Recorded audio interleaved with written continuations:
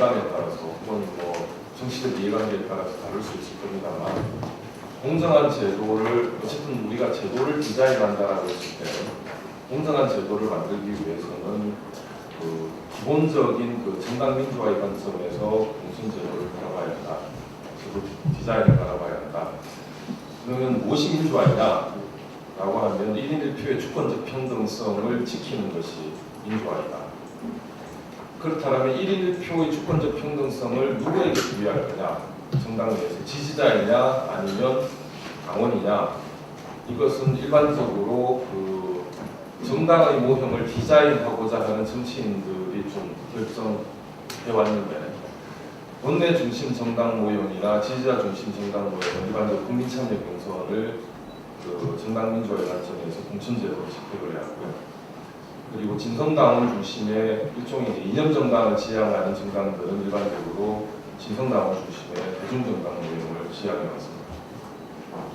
그래서 공직 후보 선출권이나 정당의 정책 결정권 혹은 당직을 결정함에 있어서 그 당원이나 지지자에게 1인 1표의 주권적 평등성을 지키는 선에서 이 결정권을 부여하는 것은 그 정당 민주화의 관점에서 상당히 바람직하다라고 볼 수 있을 겁니다. 특히 최근에 논의되고 있는 국민참여 경선 제도의 도입은 김상정 의원님께서는 뭐 약간 비판적인 의견을 주셨습니다만 그것은 이제 진성당원 중심의 이념정당을 지향하는 정당의 정치인으로서는 당연한 판단이라고 생각합니다. 그럼에도 불구하고 일단 그 포괄정당을 지향하는 민주통합당이나 한나라당의 입장에서는 국민참여 경선의 도입은 어떻게 보면 시빅 임파워먼트라는 관점에서 봤을 때 바람직한 방향이다라고 생각합니다. 김인영 교수님의 논문이 상당히 재미있었는데요. 그 상향식 공천의 몇 가지 문제점을 지적하는 부분에 있어서 상당히 제 관심을 끌었습니다. 김인영 교수님께서 이렇게 주목하시는 롤 케이스들이 일반적으로 유럽의 이제 카르텔 정당들의 민주화 과정들을 주목하신 것 같아요.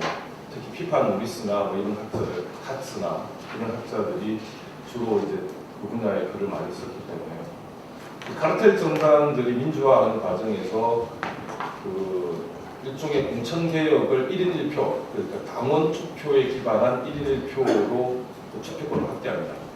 뭐 여러분들께서 제일 잘 아시는, 혹은 여기 진보정당 지향하시는 분들은 약간 들으면서 이렇게 할 수 있는 게 노동당의 경우에 기존의 그 노총이 한 40%의 블록 투표권을 가지고 있었습니다. 근데 이것을 1987년인가요? 그 연도는 제가 정확하게 기억하지 못하겠습니다만 이 블록 투표를 폐지하고 그냥 당원의 1인 1투표제로 전환을 합니다. 이런 공천 개혁은 일반적으로 소위 정당의 권력들이 과점되어 있으면서 선거에서 자꾸 패배하는 정당들이 일종의 이제 공천 개혁을 모색하는데요. 이런 정당의 선출권안의 확대, 포괄성의 확대가 가져오는 정치적 부수적인 효과들이 꽤 있습니다. 물론 이제 민주화가 능사만은 아닌 거죠. 예를 들어서 신진 세력에 대한 진입 장벽이 됩니다. 혹은 현역들이 유리하죠, 당연히.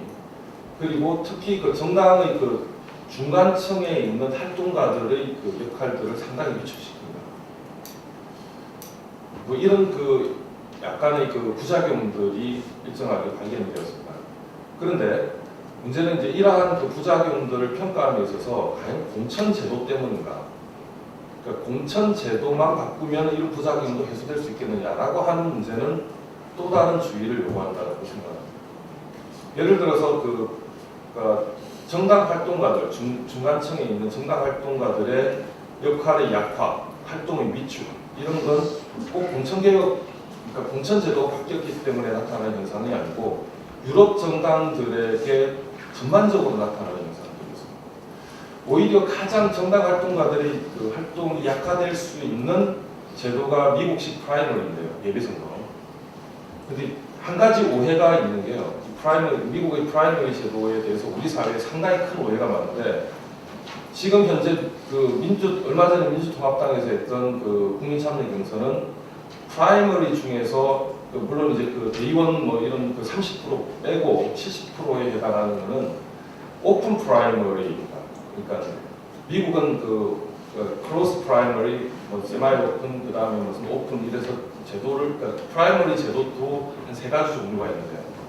근데 오픈 프라이머리를 채택하고 있는 주는 그렇게 많지가 않습니다. 보통은 세마이 오픈이나 크로스 프라이머리를 많이 채택하고 있다.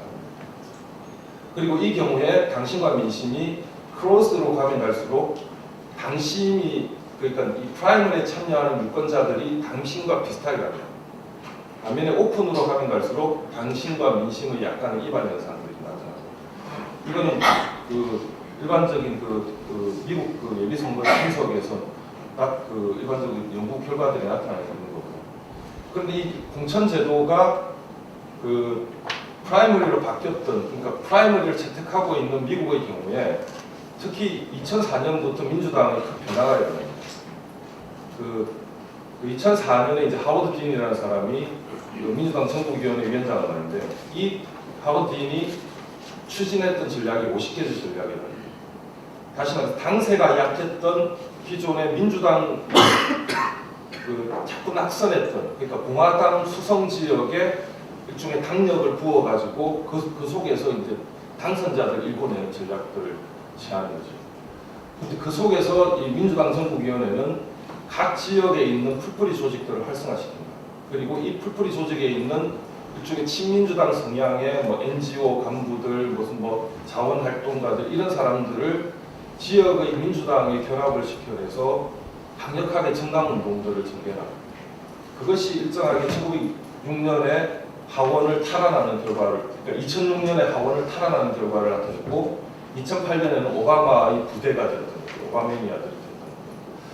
근데 이런 그 활동가들의 역할의 강화 혹은 증폭은 공천제도하고는 좀 무관한 것이죠. 어떤 의미입니까? 그래서 공천제도를 가지고 모든 것을 다 설명하려고 해서는 안 되는 거 아니냐.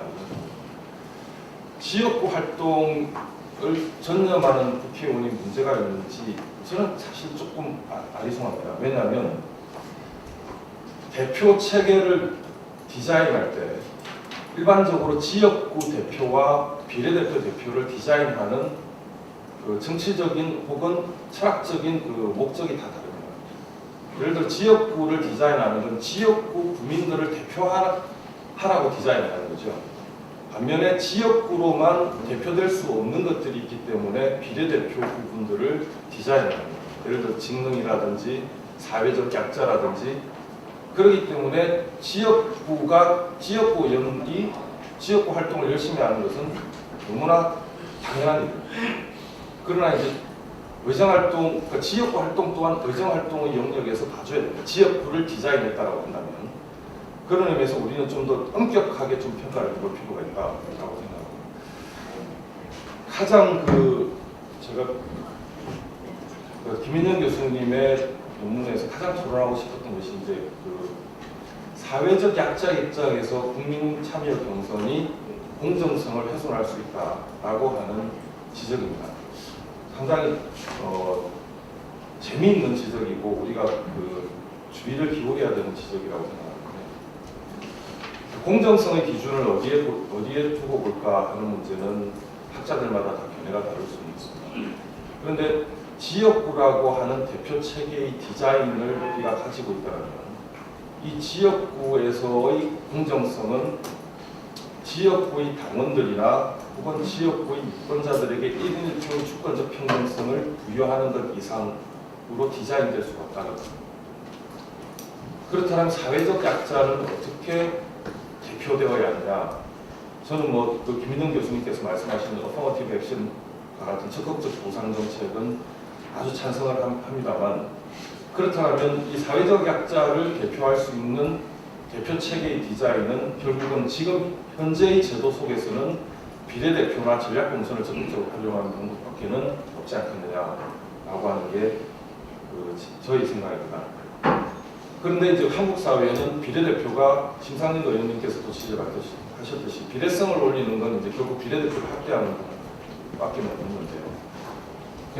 우리는 지금 54석이 이제 비례대표 의석이고 아마도 지금 그 선거구 획정위원회의 장난질에 의하면 이마저도 줄어들 가능성이 농후하다라고 보고 있습니다. 참여연대가. 이 비례대표를 대폭 늘려야 된다라고 생각합니다. 그렇게 해서 비례대표를 대폭 늘려서 그러니까 우리가 지금 어쨌든 좀 연합 정치를 잘하셔서 다수당 좀 만들어서 그 19대 총선 끝나고 나면 다수당 되시면 이런 그 선거제도를 그 비례대표를 대폭 확대하는 쪽으로 개혁을 하셔서 이 부분에서 사회적 약자들의 대표 체계가 잘 디자인될 수 있도록 해주는 게 좋지 않겠느냐라고 하는 것이 제 생각입니다.